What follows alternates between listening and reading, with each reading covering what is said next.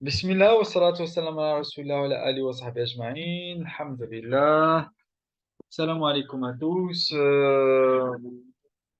Donc la continuité, Inch'Allah, de quelques méditations autour d'inspirations qui viennent avec les ayats de Surat al-Fath. Et ce, après la dua, Rabbi shrah li sadri wa yassir li amri wa hlul 'uqdatan min lisani yafqahu qawli. Amin ya arhamar rahimin. Ya Allah. Et donc,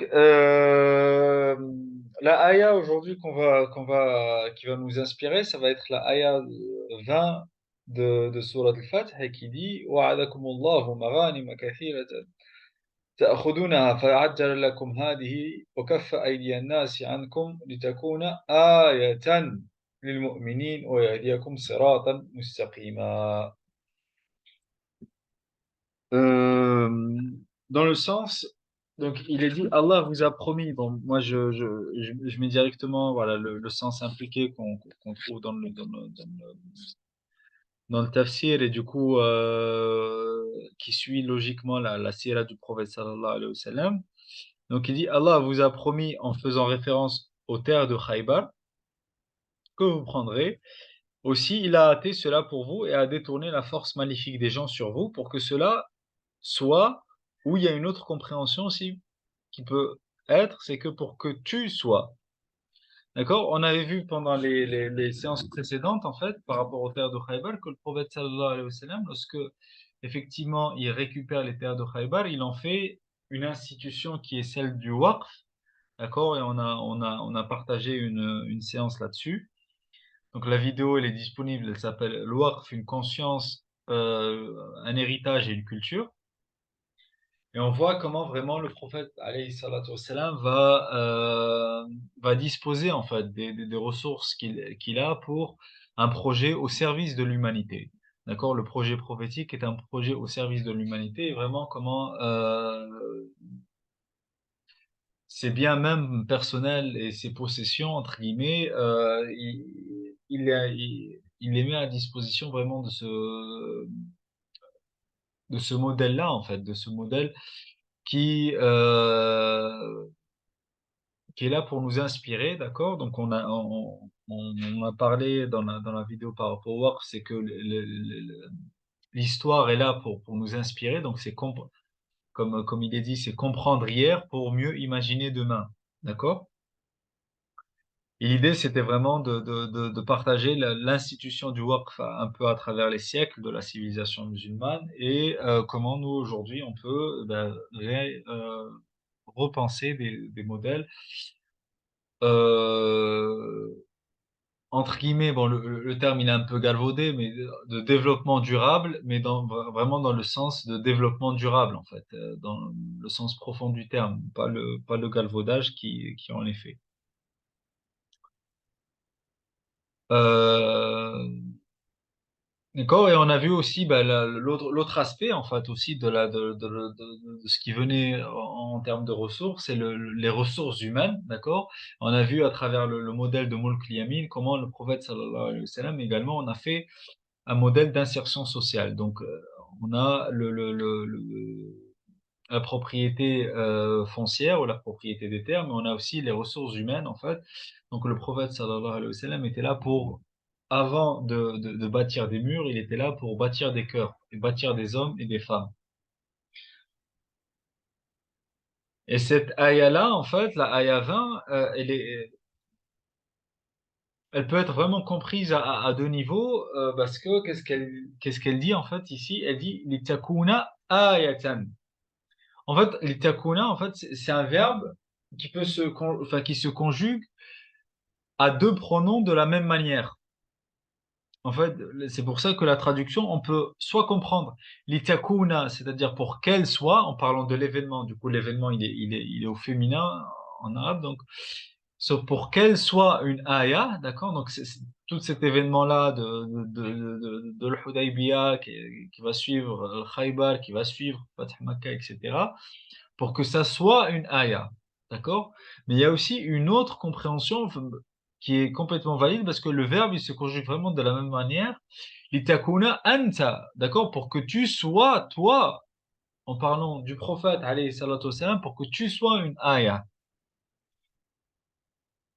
une mu'minin. Et dans le Coran, en fait, il y a un autre prophète qui est cité comme ayah, c'est Sayyiduna Isa alayhi salam. D'accord? Liyakuna ayatan linnas. Mais là, subhanallah, c'est assez, c'est la différence, c'est que Isa alayhi salam, effectivement, il est une aya linnas, à l'humanité entière. C'est-à-dire que l'humanité entière, elle voit en quelque chose en Isa alayhi salam qui fait de lui une aya. Alors que Muhammad alayhi salatu wassalam, il est une aya, mais pour des gens qui ont cheminé, en fait. D'accord? Donc, on peut voir en Muhammad un personnage historique, voilà, entre 570 grégorien et 623, etc. Et puis, ben, un premier niveau de lecture, d'accord? Mais du coup, c'est un personnage, entre guillemets, qui voile, en fait, sa réalité. Contrairement à Isa alayhi salam, qui vraiment est un esprit euh, qui reste dans le monde de l'esprit, en fait, d'accord? Donc, Isa alayhi salam, qui est né, effectivement, sans intervention paternelle, reste dans cette matrice de l'esprit en fait. D'accord? Donc là, la différence c'est que le prophète alayhi salatu wassalam, il est ayatan pour qui? Pour lil mu'minin. D'accord? Donc c'est pour mu'minin, bon, de la racine amana, bon, une traduction vraiment qui nous paraît, ceux qui s'apaisent à l'écoute de leur Seigneur. D'accord? Ceux qui s'apaisent à la réceptivité de l'écoute de leur Seigneur. Et comment, effectivement, on reçoit, on est à l'écoute de notre Seigneur, ben, c'est à travers Mohammed, alayhi salatu wassalam. D'accord? Donc, le prophète, sallallahu alayhi wa sallam, il est une ayah, mais lil mu'minin. D'accord? Contrairement, encore une fois, je répète, l'autre prophète dans le Coran qui est cité comme ayah, c'est Isa alayhi salam, mais il est ayatan lil nas. Euh, et ah, bon, une chose, moi, qui m'apparaît aussi, qui peut être intéressante aussi à lire, c'est que, effectivement, le prophète sallallahu alayhi wa sallam, il est cité 4 fois en tant que Muhammadur Rasulullah. D'accord? Donc, 4 fois en tant que Muhammad, alayhi salatu wa sallam, Rasulullah, dans le Coran. Dont 2 fois, dans les deux sourates, justement, qui se succèdent. Donc, surat al-Fath, et celle qui la précède, c'est surat Muhammad. D'accord? Donc, on a surat al-Fath et surat Muhammad. D'accord, où le prénom Muhammad sallallahu alayhi wa sallam, il est cité parmi les 4 fois. D'accord? Et le prophète sallallahu alayhi wa sallam, il est nommé une seule fois par Ahmad, et effectivement, c'est sur la langue de Sayyiduna Isa alayhi salam.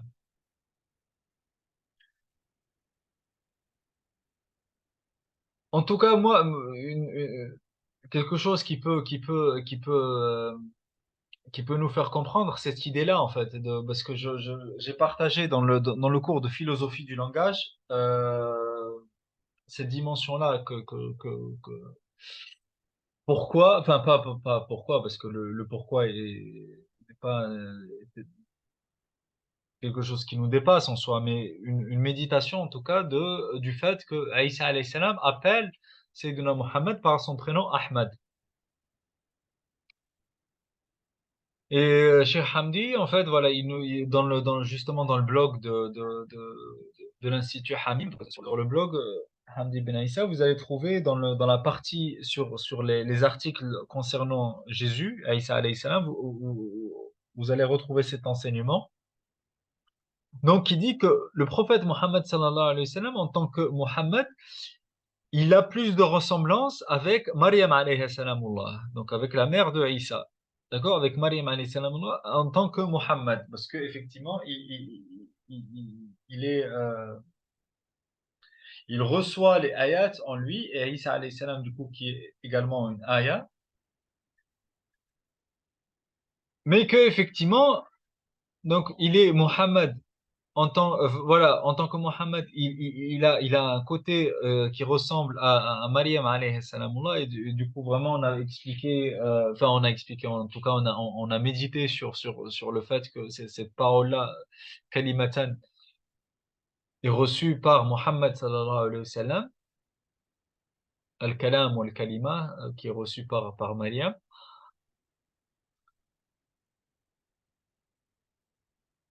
Et Cheikh Hamdi explique, voilà, dans le sens que le prophète, alayhi salatu wassalam, il est Ahmad, d'accord? Mais pour les gens qui vont avoir vraiment cette dimension spirituelle, qui vont avoir ce goût spirituel de voir cette Ahmadiyya, en fait, dans le sens voilà, de vraiment cette verticalité, en fait, du prophète, sallallahu alayhi wa sallam, sa dimension de Ahmad, d'accord? Voilà, en tout cas, voilà, là, juste je donne quelques éléments pour ouvrir, entre guillemets, la réflexion, mais voilà, pour aller un peu plus loin, bah, il y a le cours de philosophie du langage bah, sur le site toujours de l'Institut, Hamdi Ben Aissa, et on explique ça, encore une fois, bon, j'utilise le terme expliquer, excusez-moi, mais voilà, en tout cas, on donne des éléments de réflexion plus élaborés. D'accord? Donc le prophète sallallahu alayhi wa sallam, selon une compréhension ici, il est dit que pour que tu sois une ayah en spécifiant les mu'minin. D'accord? Pour que tu sois une ayah.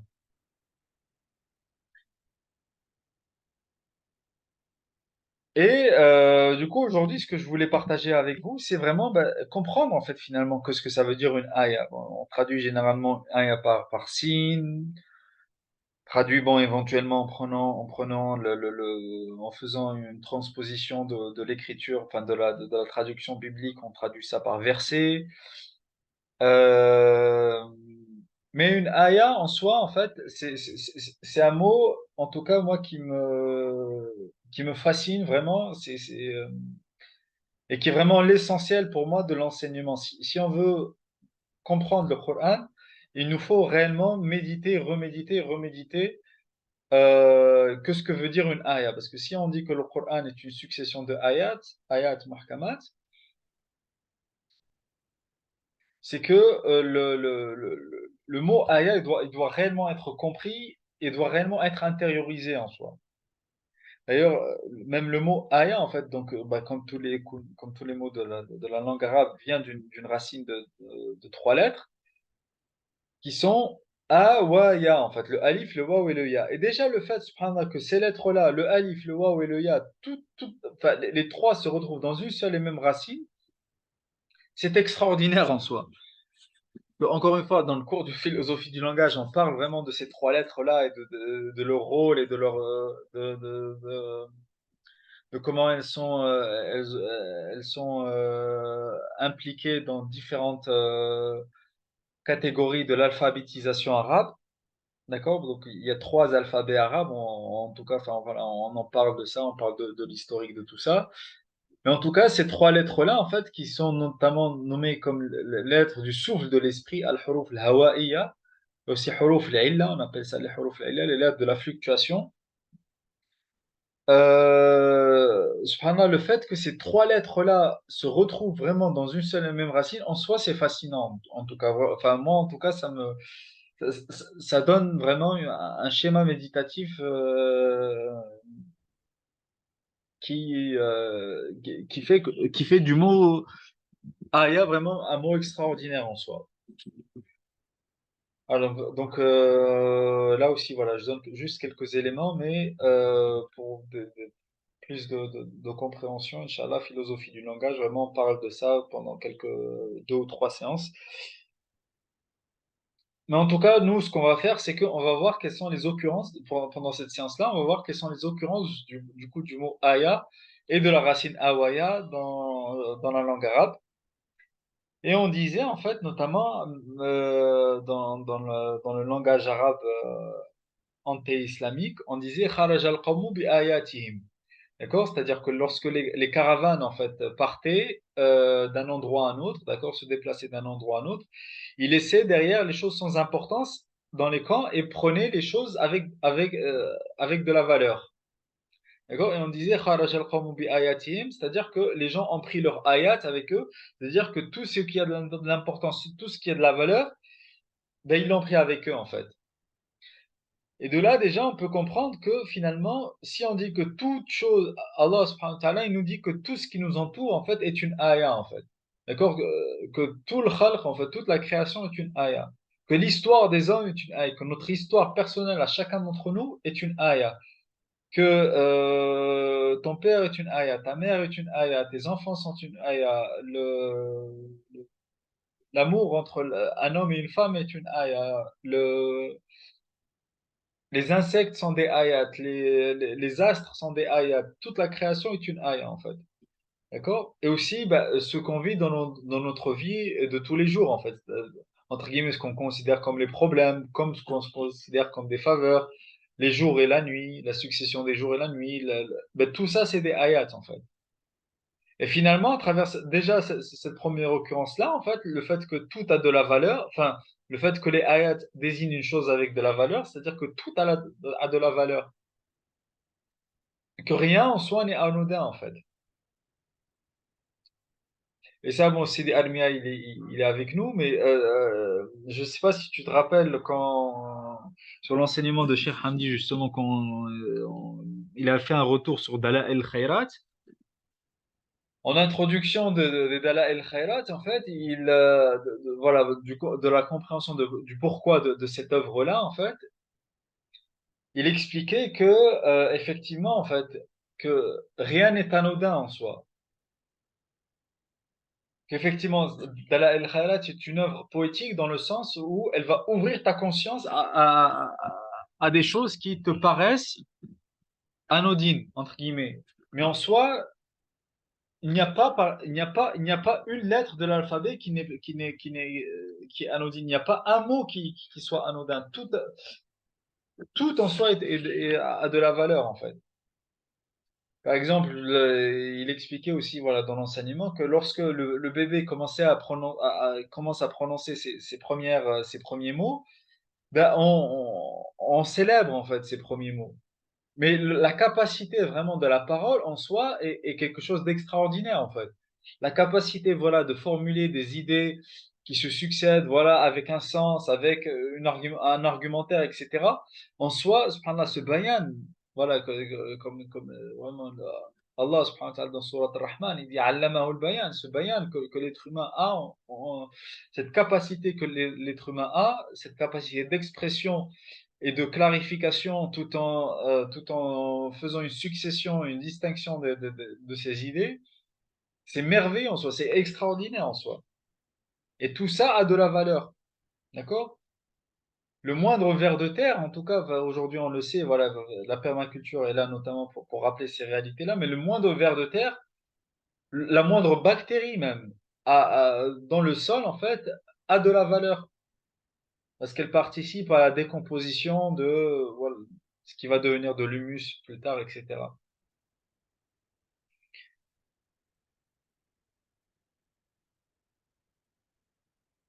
Mais tout ça, effectivement, ben, comment effectivement accéder à ce niveau de conscience, en fait? Ben, dans la racine awaya, il y a aussi l'utilisation de certaines adats, de certaines conjonctions que certains linguistes, en fait, remontent à cette même racine-là. Et notamment, adatul istifham ay. Aïe, par exemple, quand on veut poser une question, quand on veut demander une chose, on dit aïe. Aïe fariqaini ahda, par exemple. Laquelle des deux groupes a plus de guidés. Donc c'est une adat ou istifham, donc c'est une conjonction de curiosité, une conjonction de questionnement. Et finalement, effectivement, toute cette valeur-là qui nous entoure, bah, vient à partir du moment où nous-mêmes, on est dans un schéma de curiosité, on est inspiré par la curiosité. Et la curiosité, effectivement, qu'est-ce qu'elle va engendrer? Bah, ayu, vraiment la même conjonction, peut être utilisée comme une conjonction d'émerveillement. At-ta'ajjub, adat at-ta'ajjub. Par exemple, on disait, lorsqu'on dit ayyu rajulin hada. Donc, ayyu rajulin hada, c'est quel homme est cet homme? D'accord? Donc, toute la création, finalement, et tout ce qu'on a dit, effectivement, nous donne de quoi être impressionné. Et ça, c'est effectivement, ça va être aussi quelque part conditionné par le fait qu'on soit attentionné. D'accord? Donc, il y a aussi une adat, une conjonction, ya, donc adat, unida et un tanbih. Donc, c'est une conjonction pour appeler, pour attirer l'attention. D'accord? Donc, tout autour de nous, tout autour de toi, si tu prêtes attention, bah, va t'apprendre une chose et a la capacité de t'émerveiller si tu es inspiré par la curiosité de ce qui t'entoure. Effectivement, ce qui nous fait défaut à notre époque, c'est la capacité d'être en attention. Bon, pour diverses raisons, bien sûr, enfin, qu'on connaît, il suffit de marcher dans une ville ou dans un périmètre urbain pour comprendre qu'effectivement, notre déficience d'attention est complètement déconnectée.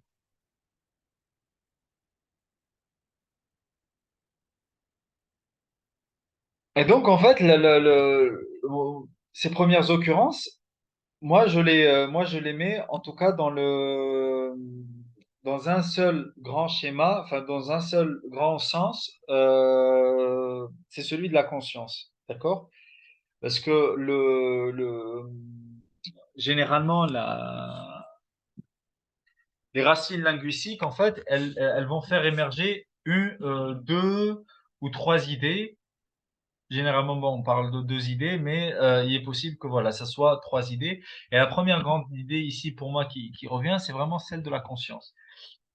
On a également celle de la reconnaissance. Pourquoi? Parce qu'effectivement, on a une autre conjonction qui va I. I, ça va être une affirmation avec une certitude. I wa Rabbi, par exemple, comme il est dit dans le Coran. D'accord? Ça va être une affirmation avec certitude, avec conviction. Effectivement, les ayats sont une source de conviction, en fait. D'accord? Sont une source de conviction, sont une source pour la réflexion et pour nous réaffirmer dans notre projet divin, dans notre projet de cheminement vers Dieu. Pourquoi je parle de cheminement? Parce que effectivement, dans ce même champ lexical, on a ta'ayyi ou ta'ayya, c'est une sorte de al-qasd. D'accord? Al-qasd, c'est avoir un but à atteindre, une finalité et une forte intention. D'accord? Lorsqu'on visualise en fait un objectif avec une forte intention et on chemine pour l'atteindre. D'accord?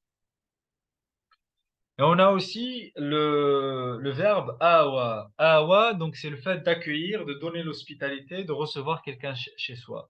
Notamment, il est dit dans Surah Duha, Alam yajidka yatiman fa awa.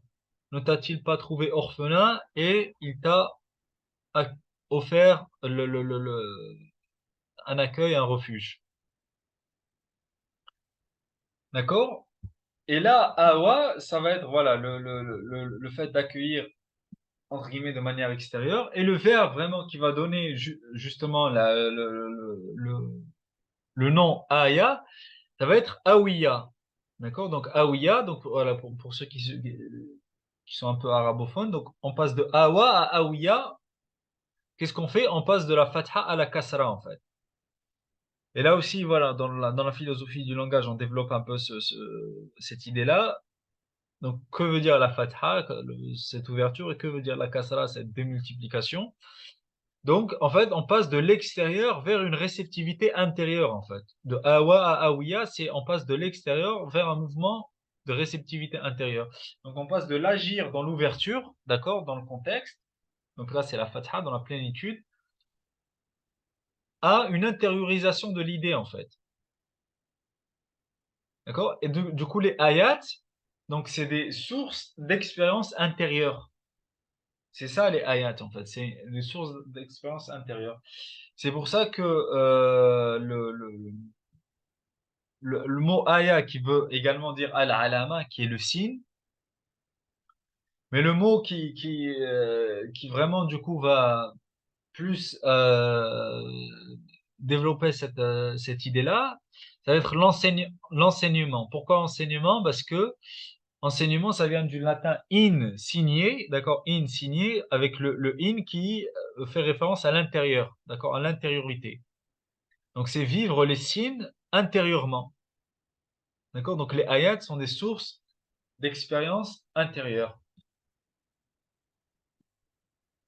Et ça, pour moi, voilà, ça se rejoint avec vraiment l'idée de reconnaissance. Pourquoi? Parce que ça va redonner naissance, d'accord? Donc con, avec et naissance, ça va redonner naissance à une réalité que l'on expérimente intérieurement et dont on connaît déjà l'existence, en fait. Parce que lorsqu'on parle d'une conviction, c'est que la conviction, elle est déjà là, en fait, d'accord? Et le but à atteindre, notre mission de vie, avec notre potentiel, il est déjà là. Et du coup, le fait d'expérimenter les ayats vont redonner naissance quelque part à notre propre potentiel, en fait. Notre propre potentiel va se remanifester encore et encore et encore, en fait. Donc après, effectivement, la conscience, le but de la conscience n'est pas juste de chercher, entre guillemets, l'émerveillement à tout instant, parce que de toute façon, il n'est pas dans la capacité de l'homme d'être dans cet émerveillement constant. D'ailleurs, on en parle aussi dans le cours de philosophie du langage, c'est-à-dire, enfin, parce que le mot tasbih, d'accord, qui fait référence à cet émerveillement-là, il n'est utilisé sous la forme nominale que deux fois dans le Coran. D'accord? Toutes les autres fois, c'est sous forme verbale, en fait. D'accord? Et on a vu quelle est la différence entre le nom et le verbe, notamment le nom est quelque chose de permanent, alors que le verbe est quelque chose qui ben, soit se renouvelle, soit est sur une forme accomplie, etc. Et le tasbih, voilà, à l'exception de deux fois, notamment une fois pour la réalité angélique, et tout le temps utilisé sous forme verbale, d'accord? Et le piège, entre guillemets, voilà, de ça, en fait, c'est lorsqu'on ne réinvestit pas notre conscience, notre ouverture de conscience, comme dit Cheikh Hamdi, ta prise de conscience, si tu la branches pas dans une prise, euh, si tu la branches pas dans une prise, dans une réelle prise, en fait, bah, finalement, bah, ça va être que des étincelles qui font des petits éclats comme ça, et puis bah, qui finissent par s'éteindre, en fait.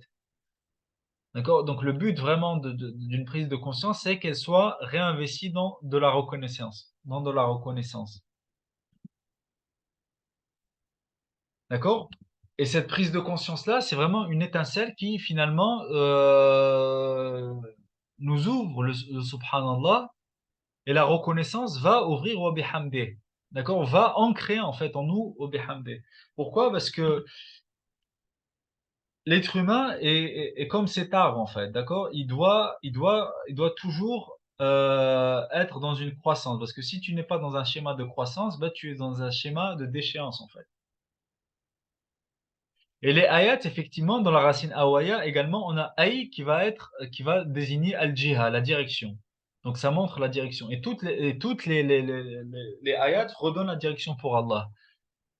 Et j'avais partagé ça notamment là, pendant notre partage notre dernier partage en présentiel. C'est que il montrait sur Arte, ils montraient en fait une expérience qu'ils avaient fait avec un arbre, enfin un arbre, une graine en fait, qu'ils ont mis en apesanteur, d'accord, et qu'ils ont fait grandir à l'horizontalité, d'accord. Donc ils la faisaient tourner dans un tube. D'accord? Et ils l'ont mis à l'horizontalité. Le fait de le faire tourner, ça le mettait en apesanteur. Et le fait qu'il soit à l'horizontale pour voir, en fait, si l'arbre, finalement, allait grandir sur l'horizontale. Et subhanallah, un phénomène extraordinaire qu'il n'attendait pas, c'est que l'arbre, en fait, bah, retrouve sa verticalité. Donc, même si, entre guillemets, on lui a enlevé la pesanteur, voilà, pour qu'il ne, entre guillemets, ne comprenne pas que ce que c'est le haut et le bas, et que finalement, on lui donne une direction de l'horizontale, bah, il retrouve à chaque fois la direction du ciel. Subhanallah. Naam Sidi Nelson, tu veux nous partager quelque chose ou... Oui, salam alaikum. Alaykoum salam. Salam alaikum tout le monde. Juste, je voulais revenir parce que bon, j'ai pris en cours sur Aouïa. Oui, Est-ce que tu peux reformuler? J'ai pas bien compris en fait la signification de la fetha, de la kesra et de la domma. Comment ça, qu'est-ce que ça apporte au mot la fetha, la kesra enfin, je sais même pas, la domma, je crois pas que tu l'as abordé, mais qu'est-ce que ça apporte? C'est quoi la signification profonde de ça, s'il te plaît? bismillah. Donc en fait, quand on dit awa, tu vois, le verbe awa, par exemple, c'est comme il est dit dans Surah Ad-Duha, Alam yajidka yatiman fa'awa. Et comme ne t'a-t-il pas trouvé orphelin et t'as accueilli, t'as offert un refuge, d'accord? Donc awa, ça va être voilà le fait d'accueillir, de donner l'hospitalité, de recevoir quelqu'un chez soi, d'accord? Et également, par exemple, les jeunes de la caverne, ils disent où il a le kahfi, d'accord? Allez trouver refuge dans la caverne. Vous trouverez un refuge confortable. D'accord? Et en fait, le verbe effectif qui va donner du coup le mot aya, ayatun, d'accord? Ça va être le verbe awiya. D'accord? Donc on passe de awaya à awiya. D'accord? Donc on passe de la fatha à la kasra.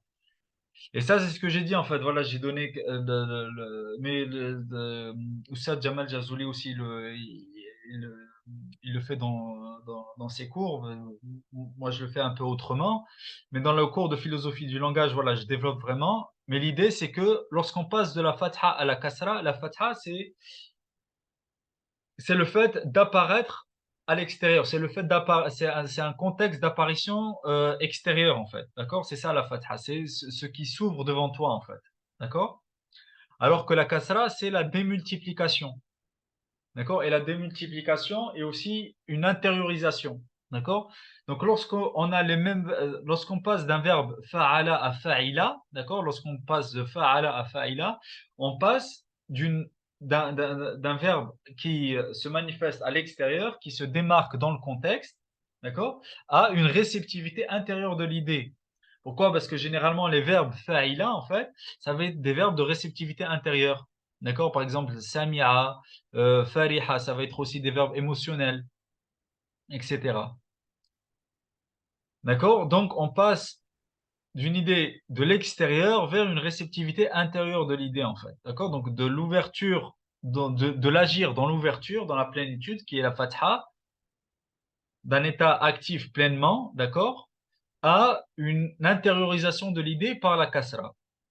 Et du coup, le fait qu'on dise que les ayats, finalement, elles viennent de ce verbe awiya. Donc finalement, on accueille en nous les ayats en fait, d'accord? C'est également ce qu'on avait partagé. Sanurihim ayatina fil afaqi wa fi anfusihim. D'accord? Ça rejoint vraiment cette image-là en fait. On passe de l'extérieur vers l'intérieur en fait. Donc les ayats sont des sources d'expérience intérieure. D'accord? C'est accueillir les ayats en nous en fait. Très, Et comme on disait, d'accord, le ayat qu'on traduit généralement par signe, mais en fait, voilà, c'est plutôt enseignement, parce que enseignement, comme je disais juste avant, c'est insigné, en fait, en latin, d'accord? C'est les signes intérieurs, d'accord? C'est l'intériorisation des signes. Et c'est vraiment ça, en fait, c'est accueillir les signes intérieurement, les enseignes intérieurement, ou les enseignements intérieurement. Voilà, ok, je ne sais pas excellent. si Oui, oui, c'est ça un peu répond plus très bien à clair, ma ouais? question. Ça répond très bien à ma question. Juste du coup, par rapport à Dhamma, du coup, est-ce que c'est encore une étape si, est-ce qu'il y a une espèce de progression Fatha, Kasra, Dhamma? Est-ce que ce serait Dhamma qui viendrait faire une sorte de jonction enfin, comment ça, le rôle de la Dhamma, du coup, est-ce que tu des Exactement, en pistes? fait, la dhamma, c'est l'intermédiaire, en fait. Pour passer de la fatha à la kasra, effectivement, la dhamma est l'étape intermédiaire. Et Très l'étape bien. intermédiaire, et d'ailleurs, enfin, c'est un waouh en fait, tu vois, et c'est un waouh. Bon,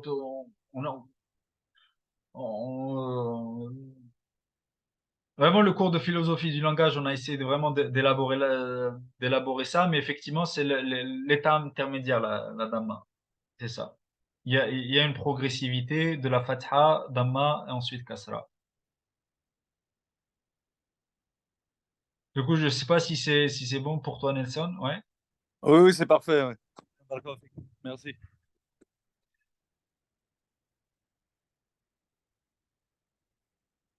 Et du coup, on disait, voilà, donc la croissance, effectivement, la croissance, elle remonte oui, la direction, les ayats redonnent les directions du ciel. Et d'ailleurs, il y a la phrase enfin, le vers de poème de Rumi qui disait, en fait, si les branches d'un arbre montrent toutes les directions du ciel, c'est pour montrer l'infini amour de Dieu, en fait, ou l'infinité de l'amour de Dieu. Donc les branches d'un arbre vraiment vont dans toutes les directions du ciel, effectivement, pour redonner la direction de l'infini, en fait. Et c'est ce qui permet l'arbre à toujours revenir, entre guillemets, à cette origine céleste. Ben, ça montre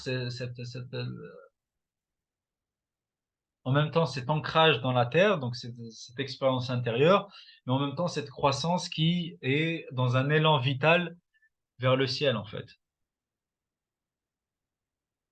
Et ça, subhanallah, ça, c'est ce qui donne aussi ay, ça va être aussi une conjonction de compréhension, qui donne le sens de compréhension, en fait.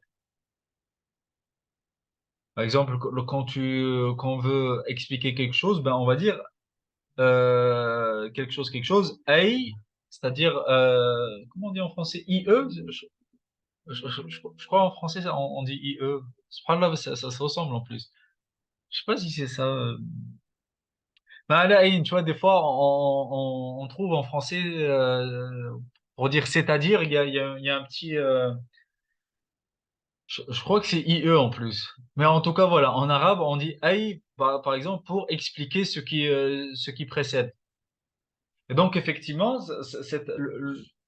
tout a un sens. Comme on a vu au départ que tout a une valeur, ben effectivement, ben, tout a un sens quelque part. La valeur d'une chose, c'est comprendre son sens et sa fonction dans l'ensemble.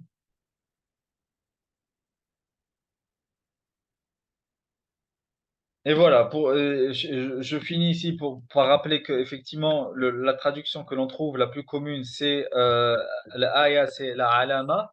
Mais vous voyez en fait que quelque part, si on voulait avoir une traduction plus qui remonte vraiment un peu plus la charge imaginative du mot aya, ça va être vraiment un enseignement qui ouvre la conscience, qui nous ancre dans une reconnaissance et qui nous permet notre croissance.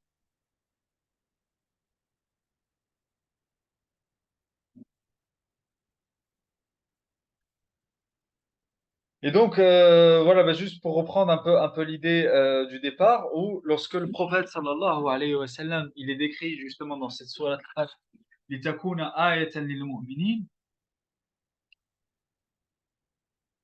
bah, Nabi alayhi salatu wa sallam, en soi, il est celui qui, lorsqu'on le reçoit, parce que comme on a dit, il n'est pas ayatan linnas, entre guillemets, comme c'est le cas de Aïssa alayhi salam, mais ayatan lil mu'minin. Donc il y a aussi cette réceptivité à avoir. Donc il ouvre notre conscience, le prophète alayhi salatu wa salam. C'est pour ça que quelque part, dans cette sourate-là, on commence par Inna fatahna laka fathan mubina. Nous avons ouvert pour toi des horizons lointains.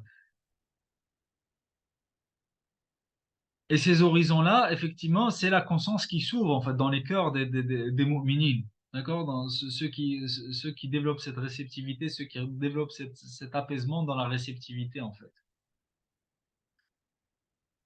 D'accord? Et le prophète alayhi salatu wassalam, également, lorsqu'il ouvre notre conscience, il nous permet également, il est celui qui nous permet à travers cette reconnaissance, de croître en fait également. Parce que là, à la fin de la sourate, qu'est-ce qu'il est dit? Il est dit كزرع أخرج شطأه فآزره فاستغلظ فاستوى على سوقه. Donc c'est vraiment le schéma de croissance de l'arbre en fait. Donc c'est vraiment cette graine-là qui va s'ouvrir à la vie, qui va ouvrir ce potentiel de vie, qui va être accompagnée par un tuteur, qui va s'ancrer vraiment sur sa base jusqu'à ce que elle-même en fait elle peut donner en héritage des fruits. Et un arbre, effectivement, quand est-ce qu'on sait qu'il atteint sa maturité? Lorsqu'il est capable de donner des fruits ou lorsqu'il est capable de, entre guillemets, se reproduire et donner une floraison et donner des fruits par la suite. Et laisser en héritage aux êtres, de manière générale, aux êtres humains, mais aussi aux êtres de tous les règnes, de quoi se nourrir et de quoi maintenir la vie, en fait. D'accord? Donc la ayah par excellence, en fait, c'est le prophète alayhi salatu wassalam, parce qu'il permet vraiment ce schéma-là, en fait, d'ouverture de notre conscience, de notre ancrage dans la terre de reconnaissance et pour permettre notre croissance. Mais regardez, subhanallah, et je finirai peut-être sur ça, c'est que la croissance, وَيَهْدِيَكُمْ صِرَاطًا مُسْتَقِيمًا, et qu'il vous guide au chemin de la verticalité et de la responsabilité, c'est que la croissance, elle se fait vraiment dans le collectif, en fait. La croissance, elle se fait vraiment dans un schéma collectif, en fait. D'accord? La croissance, elle ne se fait pas en individuel. Elle ne se fait surtout pas en intensif. D'accord? Ce qui est le cas, par exemple, de l'agriculture intensive, lorsqu'on a des monocultures, ben, c'est pas une croissance qui peut vraiment être sirat mustaqim. Et c'est même pas c'est même pas un schéma collectif en fait de croissance parce que elle est uniquement axée sur un seul aspect qui est celui d'un aspect horizontal de gain horizontal en fait. Alors que vraiment une croissance effective est une croissance en même temps collective, mais aussi une croissance qui permet une verticalité collective également. Parce que l'un des enseignements également que la permaculture remet à l'ordre du jour, mais qui était connu par toutes les traditions et par toutes les sociétés traditionnelles, c'est pour ça que la forêt, de manière générale, avait ce caractère sacré dans beaucoup de sociétés traditionnelles, et on touchait pas la forêt et on coupait pas les arbres de la forêt. C'est que la nature, subhanallah, enfin, par nature, entre guillemets, va toujours aller chercher à redévelopper la forêt, en fait.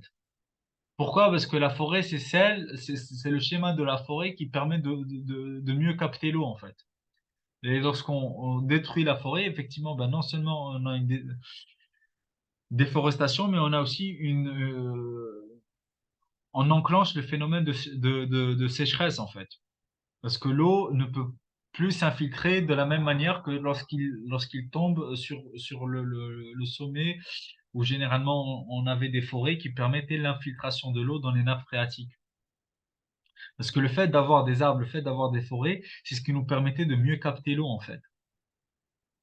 Et cependant, l'eau, dans le Coran, vraiment à multiples reprises, il est décrit comme, enfin, il y a une similarité de fonction entre l'eau, la pluie qui descend du ciel et la révélation coranique, en fait.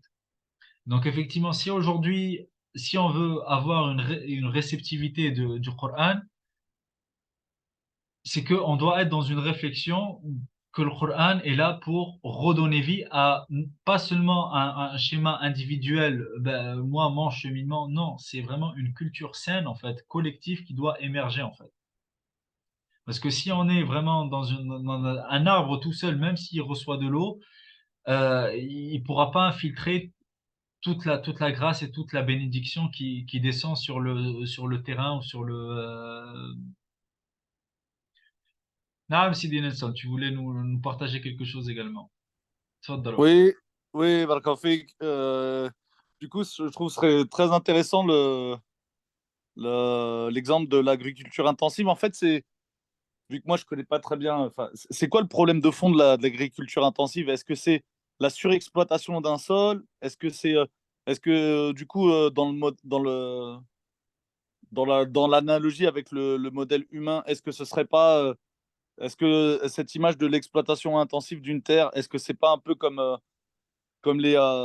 certaines entreprises qui amènent un peu qui exercent une sorte de monopole et qui empêchent les gens d'autres entreprises de prendre leur part? Est-ce que, enfin, je sais pas comment, c'est quoi l'idée en fait de comment c'est quoi le problème de fond ouais, de l'agriculture intensive et est-ce que ça peut être un exemple de modèle humain, l'exemple société qui exerce un monopole injuste? Voilà. Il y a de ça, et c'est complètement ça, mais il y a énormément d'autres choses aussi. En fait, vraiment, pour comprendre le problème, ben, il y a- voilà, il faut tout un séminaire en fait dessus, etc. Mais effectivement, il y a ça, il y a de ça, effectivement, un des problèmes majeurs, c'est la surexploitation des sols en fait. Notamment, mais pas que, effectivement, la surexploitation de l'être humain est quelque chose qui est lié. Mais c'est pourquoi? Parce que vraiment, dans un Alhaakumut Takathur, vraiment dans cette marche vers le progrès, entre guillemets, infini, en fait. On a voulu, entre guillemets, faire des gains. Du coup, ben, on a voulu introduire des tracteurs. Ben, on a voulu semer avec des machines. On a voulu, pourquoi pas, entre guillemets, pour gagner, entre guillemets, en efficacité. Encore une fois, je dis à chaque fois, entre guillemets, parce que aujourd'hui, c'est clair que même l'efficacité, en fait, on fait que dégrader les sols. Ben, du coup, lorsqu'on dégrade les sols, ben, on a recours à des engrais chimiques qui ben, dégradent encore plus les sols et on est dans un cercle vicieux, en fait. Alors que la nature en elle-même, lorsqu'on intègre de la biodiversité, et c'est vraiment ça ce que l'agriculture, mais pas que, enfin, un autre des problèmes, en fait, c'est qu'elle détruit la biodiversité. Et le fait de détruire la biodiversité, c'est qu'on détruit des schémas de renforcement mutuel, en fait. Parce que la biodiversité, ce qui était appliqué ou vécu par vraiment toutes les sociétés traditionnelles, par nature, en fait, le système se renforce en lui-même, en fait, à travers ce schéma de biodiversité, à travers les champignons, à travers le réseau souterrain, à travers les insectes, à travers les bactéries, à travers... Enfin, c'est tellement immense, en fait. Même, subhanallah, même en fait, aujourd'hui, on sait que même, même au niveau des insectes, on ne connaît pas tous les insectes malgré je sais pas, on connaît, je crois, plus d'un million d'insectes enfin de typologies d'insectes, etc. Et on estime que vraiment, il y en a encore des millions qu'on ne connaît pas, en fait. Et on détruit en fait vraiment toute cette biodiversité lorsqu'on passe un tracteur ben, pour faire de la monoculture et on détruit vraiment ce système de renforcement mutuel en fait que la biodiversité amène. En plus effectivement d'un surcharge de la terre en fait parce que faire usage vraiment enfin, agresser la terre comme ça va c'est très mauvais. Et comme je disais aussi, les arbres qui étaient là dans ce schéma de biodiversité permettaient également une meilleure captation de l'eau, en fait. Alors que là, l'eau, lorsqu'elle descend, bah, puisqu'elle ne trouve pas d'arbres, en fait, pour infiltrer l'eau dans les sols, ben, l'eau va emmener avec elle des centimètres de sol et c'est comme ça qu'on retrouve en fait des hectares et des hectares de sol dans les océans et qu'on perd en fait des centimètres de sol chaque année en fait. Pourquoi? Parce qu'on a coupé les arbres. Et les arbres, comme j'ai dit en fait, ont cette symbolique aussi de la tradition en fait. Pourquoi? Parce qu'on estimait que les arbres, c'est l'héritage de nos ancêtres. Et là aussi, il y a toute une symbolique en fait derrière, voilà, le fait que la modernité coupe les arbres, etc. Voilà, c'est un sujet entre guillemets tellement vaste en fait, et enfin, le mal est tellement de l'agriculture intensive est tellement grand en fait, et sur tellement de niveaux que voilà, enfin, là, je donne un peu des idées comme ça, mais c'est tout un sujet en fait.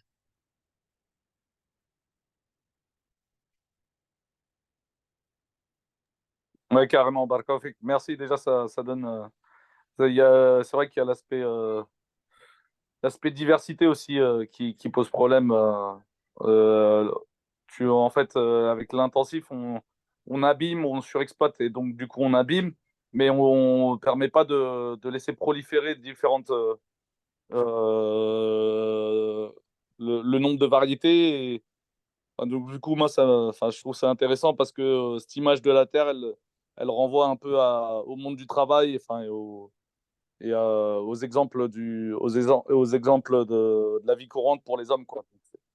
Ouais, Donc c'est exactement, intéressant. exactement, exactement. Parce que même le schéma, effectivement, on n'est pas, il y a une différence entre l'unité et l'uniformité, en fait, aussi, pour aller un peu aussi dans une analyse sociologique. C'est qu'on demande, en fait, à tout le monde d'être pareil, en fait. Tout le monde doit vraiment avoir un même schéma de vie qui soit typiquement sous un, sous une forme donnée, etc. Et puis en fait, vraiment, on bride en fait les capacités de l'être humain à se déployer en fait. C'est-à-dire que même quand tu vois en fait, même même très tôt en fait, t'as des gens qui vont avoir des capacités d'artistes par exemple, qui ne vont jamais exploiter de leur vie en fait.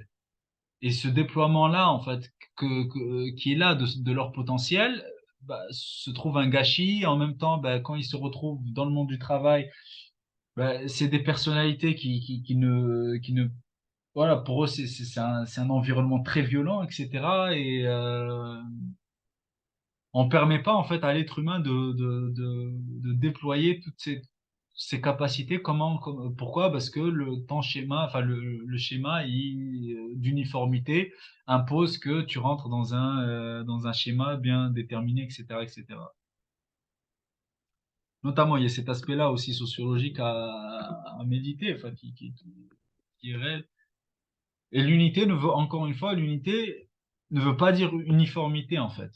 On peut tous être dans le vivre ensemble, et même plus que le vivre ensemble, en fait. Si vraiment chacun, en fait, il vit selon ses potentialités, c'est même plus que le vivre ensemble, c'est vraiment le vivre mutuel, en fait. C'est que moi, je te renforce et toi, tu me renforces par ta diversité, par qui tu es, en fait, par réellement qui tu es, sans schéma d'uniformité imposée, en fait.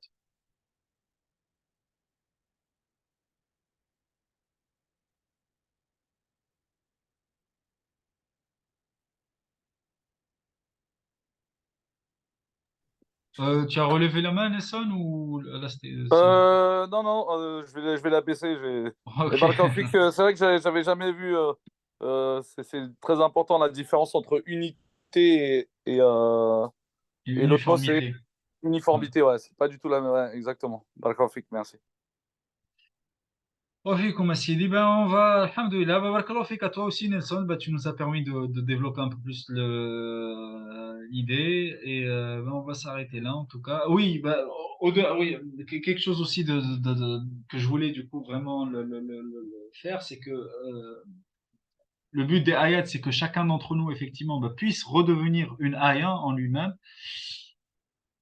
Et les ayats du Coran, moi en tout cas, voilà, une méthode en tout cas que je préconise, c'est vraiment s'ouvrir aux ayats du Coran à travers ce schéma-là, en fait, celui de la conscience, reconnaissance et croissance, à travers un schéma.